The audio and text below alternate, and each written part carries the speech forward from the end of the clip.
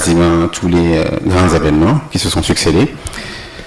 Et également pour venir au film documentaire de la prison au palais, quand nous allions en campagne, je ne pensais pas à ce moment-là faire un documentaire. C'est-à-dire, je suis parti avec une équipe de 3-4 personnes, avec 4 personnes je crois, mais on était parti pour prendre des images et faire des vidéos récap tous les soirs. Alors, comme on dit en toute chose malheur est bon, dans l'équipe il y avait un monteur, finalement à la dernière minute, qui n'était plus disponible. Et donc, nous n'avions plus donc assez d'effectifs pour pouvoir monter les images au quotidien. Et justement, ce monteur, c'est M. El Malik Ndiaye qui nous l'avait pris. Merci El Malik. Hein? Il a débauché. Voilà.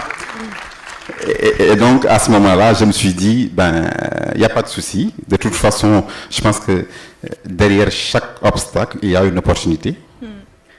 Je prends les images, je garde et après, je verrai ce que je vais en faire. Et c'est parti comme ça. Et pour documenter, tu as bien documenté plus de 5000 images prises. Et parmi celles qui ont été choisies pour figurer dans le livre, il y en a qui sont très célèbres. Elles sont devenues tellement virales qu'on ne sait plus qui en est l'auteur. Il y en a d'autres de moins célèbres et d'exclusives, comme ce graffiti au-dessus du lit qu'occupait le président Bassirou Diomaye Faye à la prison, où c'est écrit « Otage BDF ». Alors, parmi les images célèbres, je peux parler de cette silhouette d'homme qui porte un drapeau du Sénégal et que beaucoup de gens avaient utilisé comme photo de profil. Beaucoup de gens ne savent pas que cette image, c'est toi, Karim. Alors, aujourd'hui, comment fait-on pour choisir parmi 5000 images, pour se dire, bah, celle-ci, elle peut figurer dans le livre, dans l'expo, et les autres pas, peut-être qu'on ne les verra jamais d'ailleurs? Alors, ce n'est pas toujours facile hein, de choisir, mais alors, ce qu'il faut, moi, quand je prends des photos, je ne prends pas que des photos, je capture des instants et des émotions. Voilà. Maintenant, tout dépend de la narration de l'histoire. Donc, on choisit les images selon l'histoire qu'on veut raconter, selon la chronologie. C'est vrai que c'est assez difficile quand même parce que quand je préparais l'expo, je pense que j'ai changé d'images plusieurs fois parce que parfois je prends une image, après je me dis non, il y a mieux, je change, je rechange encore, ben après finalement on finit par tout fixer. Comme ça, en tout cas, bravo, c'était une très belle expo. J'ai eu l'opportunité de découvrir le livre en exclusivité. Il est aussi très beau et très émouvant. Parlons à présent du film qui nous réunit ce soir, que nous allons découvrir en avant-première dans quelques instants. Alors, comment passe-t-on d'une expo à un livre à un film? Alors, tout est lié parce que l'exposition, on a d'abord commencé par l'exposition de photos, ensuite, bien sûr, le film plutôt ce soir, qu'on va présenter ce soir, et le livre qui sortira, Inch'Allah, au mois de mars. Alors, c'est 3 œuvres complémentaires, en fait, parce que l'expo est différent du film et du livre. Donc, l'expo, c'était toute la phase du combat de 2021 à 2024. Le livre, c'est de la prison au palais, c'est-à-dire c'est l'épilogue du combat. Maintenant, le film, pareil, c'est l'épilogue du combat, mais en revenant sur le contexte préélectoral, c'est-à-dire tous les événements que nous avons vécus entre 2021 et 2024 de manière résumée. Passons à présent la parole à ton co-réalisateur, Ibra Dia.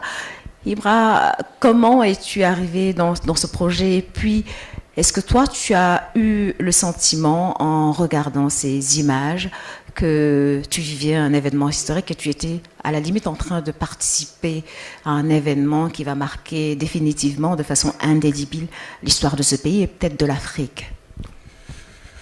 Son Excellence le Président de la République, M. Bassirou Diomaye Diakhar Faye, je tiens à saluer le Président de l'Assemblée nationale, El Malick Ndiaye, et le ministre de la Culture, Amadou Ba, que je vois dans la salle. Et toute l'équipe technique qui sont en face de moi, aujourd'hui que je considère des héros, et que c'est grâce à eux que ce film a existé. Je me rappelle un soir du 14 mars 2024, Karim m'appelle et il me dit « Boy, prépare le matériel. Le président de la République, Bassirou Diomaye Faye et Ousmane Sonko vont sortir ce soir. » C'est à ce moment-là, c'était un déclic et je me suis dit c'était le moment de raconter l'histoire. On ne devait pas rater l'histoire et nous devions raconter l'histoire. Et pendant 17 jours, nous les avons suivis, matin et soir, sans répit, sans repos, avec une intensité très très forte. Mais il fallait quand même raconter cette histoire. Pour une fois, en tant que producteur audiovisuel, j'aimerais quand même dire que c'est la première fois de ma vie que je fais un documentaire. Et en tant que producteur, j'ai l'habitude de faire des publicités, des fictions. Et j'ai l'habitude de créer. Et c'était pour la première fois où je devais témoigner, pas créer. Donc, et c'est ça qui m'a vraiment incité à faire ce documentaire avec Karim Ndoye. Et c'était une première expérience très intense, très riche et vraie. Merci. Bravo Ibra, en tout cas, on a hâte de voir le résultat. Je voudrais terminer rapidement par cette question. Aujourd'hui, au vu de l'actualité politique de ce pays, qu'est-ce qui, selon vous, permet de mettre en perspective le sens du combat mené et de rappeler pourquoi le chemin, malgré les embûches et les obstacles, menait quand même d'être parcouru? Alors, je pense qu'on est tous unanimes que nous avons vécu des événements douloureux quand même. Beaucoup de gens ont perdu la vie, d'autres ont été mutilés, blessés, des carrières brisées, tout ça. Moi, je pense qu'il était très important de faire ce devoir de mémoire pour nous souvenir d'où nous venons et de tout le chemin qui a été parcouru.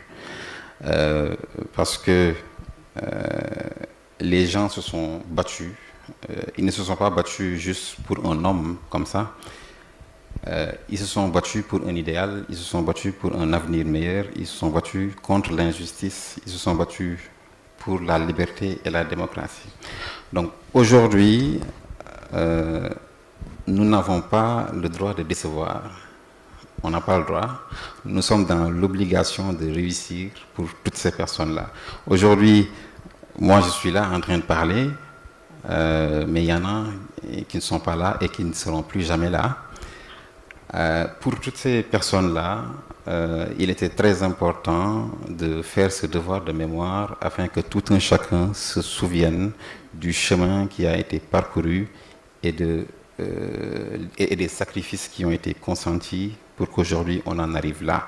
Et c'est un message que je lance aujourd'hui à nous qui sommes du côté du pouvoir, voilà, que toujours nous devons nous rappeler de ces gens-là, du chemin qui a été parcouru et de se dire chaque jour que nous n'avons pas le décevoir, nous n'avons pas le droit de décevoir, nous ne pouvons pas décevoir. Message très fort et nous allons continuer à nous rappeler de toutes ces victimes. À travers le film, j'aimerais quand même signaler la participation exceptionnelle d'un cinéaste de talent qui est en train d'émerger, qui a participé à ce projet. Il s'agit de Abdelaziz Bass. Aziz, lève-toi s'il te plaît. Aziz nous voit actuellement énormément de succès. Prix du meilleur documentaire UEMOA au dernier FESPACO. Il a remporté d'autres prix et récemment, il a remporté également le prix du meilleur documentaire au Clapivoire à Abidjan avec son très beau film 2002. Voilà. Et c'est un film que je vous recommande particulièrement. Merci beaucoup Aziz, merci Ibra.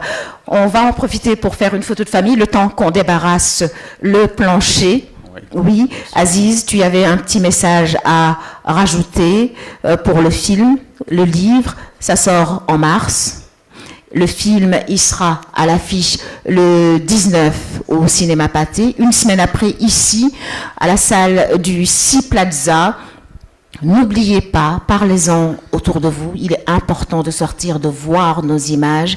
Il est important de revenir